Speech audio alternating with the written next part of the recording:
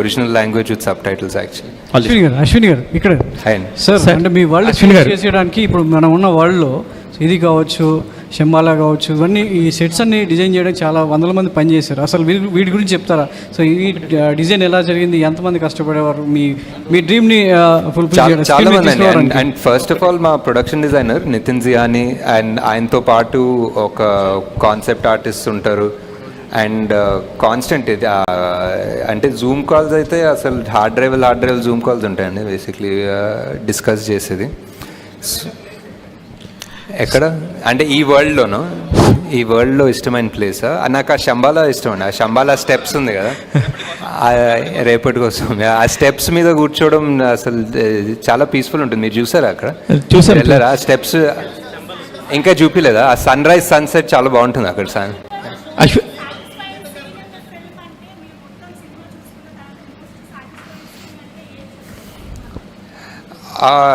రెండు అనుకోవచ్చు అండి, but for interval definitely where వీళ్ళ మూడు స్టోరీస్ కలిసి మొదలవుతుందన్న ఫీలింగ్ వస్తుంది కదా వెన్ ఆ దీపిక మొదట అడుగేసి ఆ మంటల్లో నుంచి వెళ్ళడం. That's definitely one of the original ideas and I think it came out almost as I imagined it, if not better. Sir Nag Ashwin గారు తెలీదు, ఇంకా ఎవరిని అడగలేదు.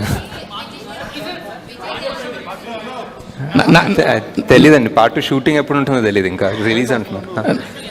నాగేశ్వర్ గారు హాయ్. చాలా సార్, చాలా అంటే చాలా డిస్కస్ చేసుకున్నాము ఎర్లీ స్టేజెస్ ఆఫ్ ద స్క్రిప్ట్లో. ఇప్పుడు మళ్ళీ సెకండ్ హాఫ్ ఒక స్థాయికి వెళ్ళిన తర్వాత వెళ్ళి మాట్లాడతాను. అశ్విన్ గారు హాయ్ అండి. మీరు అశ్విని దత్ గారికి తప్ప ఇంకెవరికి సినిమాలు చేయరా సార్? అంటే కుదరట్లేదు సార్, అంటే ఒక్కొక్క సినిమా 4-5 ఏళ్ళు పడుతుంటే.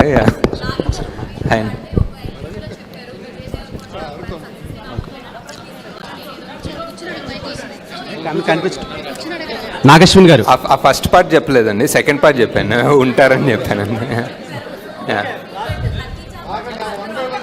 యా కంఫర్ట్, లక్కీ చామ్ అన్ని, యా డెఫినెట్లీ. యా నాగశ్విన్ గారు హియర్.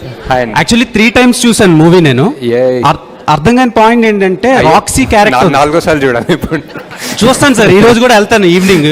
సో రాక్సీ క్యారెక్టర్ ఉంది కదా, అందరూ ఫెర్టైల్ ఉమెన్స్ ని కాంప్లెక్స్ లో పెడుతున్నారు. సో ఆ అమ్మాయి ఎక్కడి నుంచి వచ్చింది అని ఒక చిన్న డౌట్ ఉంది. ఆ ఓపెనింగ్ లో ఒకటి ఆ డివైస్ తోటి చెక్ చేస్తారు కదా ఎవరన్నా అమ్మాయికి ఒక ఫర్టిలిటీ ఉందా లేదా అని. అవును. సో ఇంకా ఆబ్వియస్లీ ఆమె ఇన్ఫర్టైల్ అన్నట్టే, ఇంకా అందుకే తీసుకోలేదు ల్యాబ్స్ లో. అన్ని క్యామియోస్ లో అనుదీప్ గారికి చాలా మంచి రెస్పాన్స్ వచ్చింది థియేటర్ లో.